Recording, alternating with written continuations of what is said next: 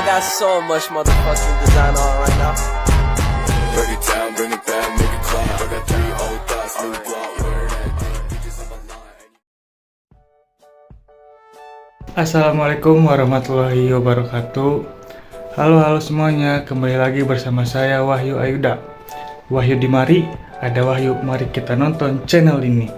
Gaskeun. Nah, pada pertemuan kali ini saya akan membahas materi tentang implementasi kinerja dalam manajemen sumber daya manusia.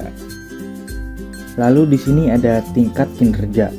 Yang pertama yaitu ada kinerja organisasi, di mana pencapaian hasil pada tingkat atau unit analisis organisasi. Kinerja pada tingkat organisasi ini terkait tujuan organisasi, rancangan organisasi, dan manajemen organisasi. Lalu yang kedua, ada kinerja proses. Kinerja pada proses tahapan dalam menghasilkan produk atau pelayanan. Ini dipengaruhi tujuan proses, rancangan proses, dan manajemen proses.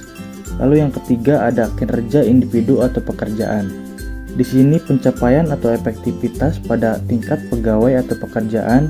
Ini dipengaruhi tujuan pekerjaan, rancangan pekerjaan, dan manajemen pekerjaan serta karakteristik individu menurut Ramler dan Bretsch tahun 1995. Selanjutnya ada garis besar kategori arti kinerja. Di sini menurut Bernardin tahun 2001 halaman 143 menyatakan bahwa kinerja merupakan catatan hasil yang diproduksi atau dihasilkan atas fungsi atau aktivitas selama periode waktu tertentu. Kinerja sebagai hasil, bukan karakter sifat dan perilaku. Lalu menurut Richard tahun 2003 bahwa kinerja sebagai hasil juga terkait dengan produktivitas dan efektivitas. Produktivitas merupakan hubungan antara jumlah barang dan jasa yang dihasilkan dengan jumlah tenaga kerja, modal, dan sumber daya yang digunakan dalam produksi itu. Lalu kinerja merujuk pengertian sebagai perilaku, merupakan seperangkat perilaku yang relevan dengan tujuan organisasi atau unit organisasi tempat orang bekerja.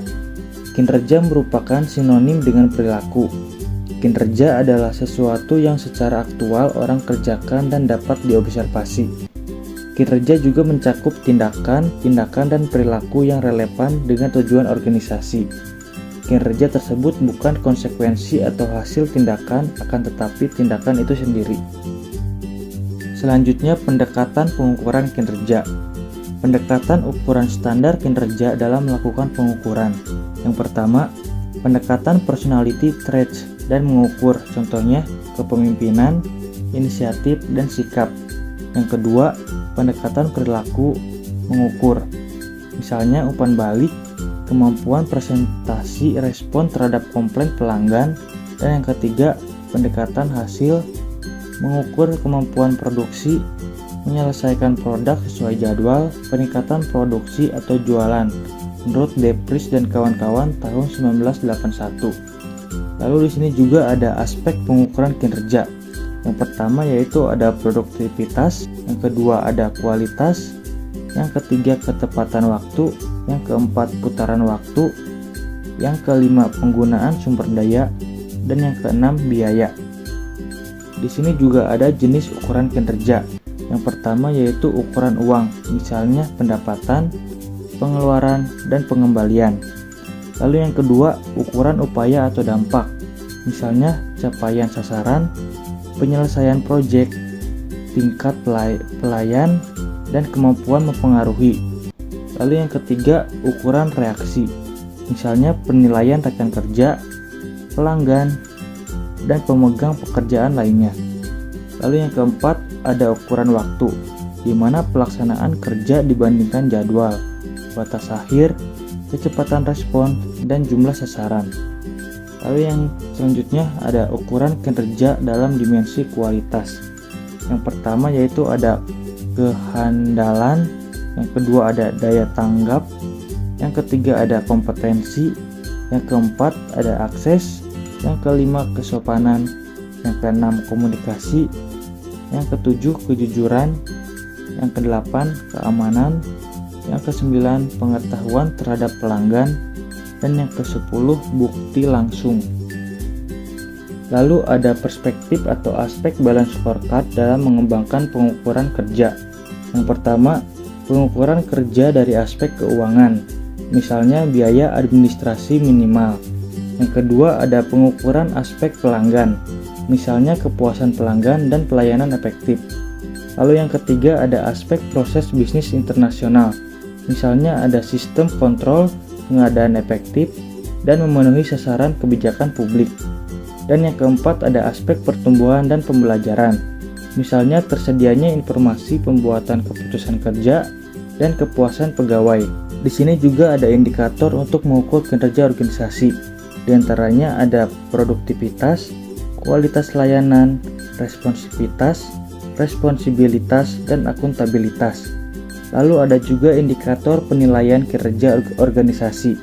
Yang pertama, efisiensi, yaitu pertimbangan tentang keberhasilan organisasi pelayanan publik mendapat laba, memanfaatkan faktor produksi, serta pertimbangan yang berasal dan rasionalitas ekonomi.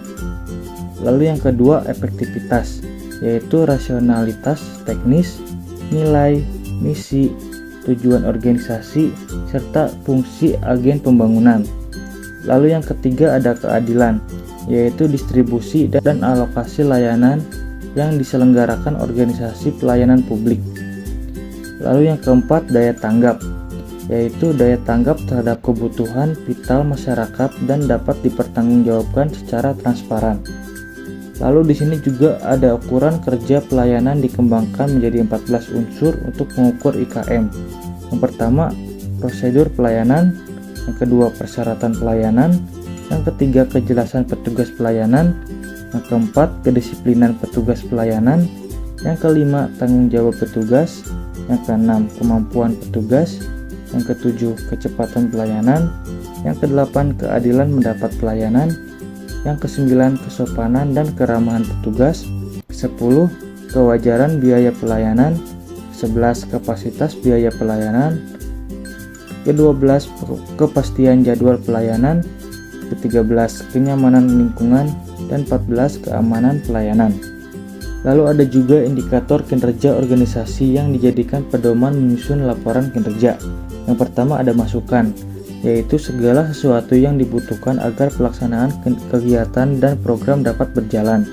Yang kedua, ada keluaran, yaitu segala sesuatu berupa produk atau jasa sebagai hasil langsung dan pelaksanaan suatu program.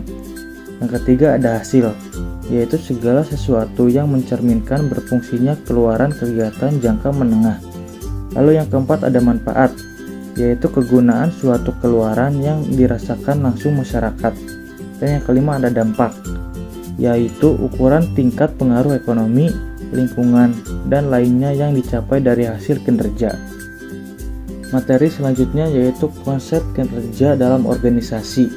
Di sini kinerja menurut describer dalam Kamus Bantam English Dictionary tahun 1979 yang dikemukakan oleh Prawiro Sentono tahun 1999 berasal dari kata kinerja atau performance dari akar kata to perform yang mempunyai beberapa entries. Yang pertama, melakukan, menjalankan, melaksanakan. Yang kedua, memenuhi, menjalankan kewajiban suatu nazar. Yang ketiga, menjalankan karakter dalam suatu permainan. Yang keempat, menggambarkan dengan suara atau alat musik. Yang kelima, melaksanakan atau menyempurnakan suatu tanggung jawab. Yang keenam, melakukan suatu kegiatan dalam permainan. Yang ketujuh, memainkan pertunjukan musik. Dan yang kedelapan, melakukan sesuatu yang diharapkan oleh seseorang atau mesin. Lalu di sini juga ada kinerja karyawan dan kinerja organisasi itu mempunyai kaitan erat.